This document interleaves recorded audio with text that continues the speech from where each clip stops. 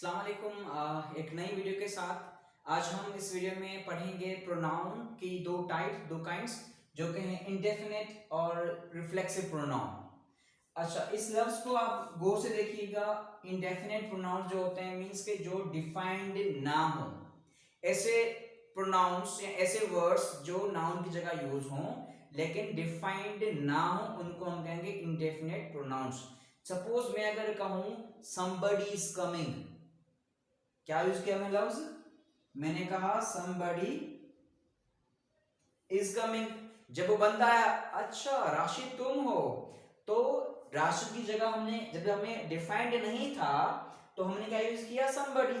जब डिफाइंड हो गया तो वो राशिद था, नाउन था, तो somebody जो है वो क्या हो जाएगा? इस हिसाब से ये इंडेफिनिट प्रोनाउन हो जाएगा जो हमने राशिद की जगह यूज किया। इस तरह से हमारे पास somebody, something, ठीक है, anybody, anyone, ये जितने भी हैं, a few, some, all, ये जितने भी हैं जो डिफाइंड नहीं हैं, जो किसी, सपोज अगर मैं कहूं there is something on the table, table पे कोई चीज है, बाद में जब मालूम हो तो वो तो मोबाइल था मेरा, तो मोबाइल की जगह हमने क्या यूज किया? Indefinite pronoun something. तो समथिंग क्या हो जाएगा? इंडेफिनिट प्रोनाउन हो जाएगा। Do you know anybody in this city? अगर मैं पूछूं do you know anybody in this city, मतलब क्या आप किसी को सिटी में जानते हैं, तो किसी के लिए जो हमने यूज किया लफ्ज वो एनीबडी था, तो एनीबडी क्या हो जाएगा? इंडेफिनिट प्रोनाउन हो जाएगा। देन हमने एनीवन, वही एनीबडी के यूज में few, there were few boys in the class, class में कोई चंद बॉयज थे।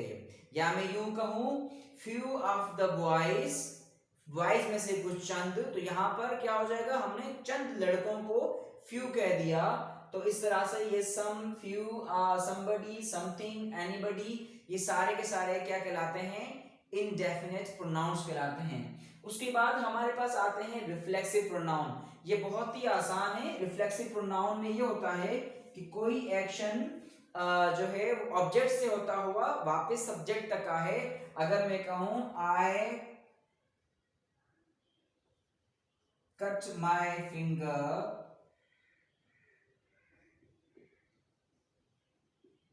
माई सेल्फ, तो मतलब कि मैंने अपनी उंगली काट दी, ठीक है। इस तरह से ये माई सेल्फ जो है ये आपका रिफ्लेक्सिव प्रोनाउन है, जो किसी एक्शन को रिफ्लेक्ट बैक करता है नाउन से वापस सब्जेक्ट तक, तो ये रिफ्लेक्सिव प्रोनाउन। अच्छा, रिफ्लेक्सिव प्रोनाउन कौन कौन से हैं हमारे पास? रिफ्लेक्सिव में हमने माई सेल्फ लिखा, रिफ्लेक्सिव में हम अगर वी है तो उसके लिए यूज होगा आवर सेल्व्स। क्या होगा? आवर सेल्व्स, क्योंकि वी प्लूरल है तो उसके लिए हम इस सेल्फ का प्लूरल लिखेंगे जो कि वीएस वाले से बनेगा, जो कि मैं आपको इससे पहले एक वीडियो में प्लूरल बनाना सिखा चुका हूं। Our selves.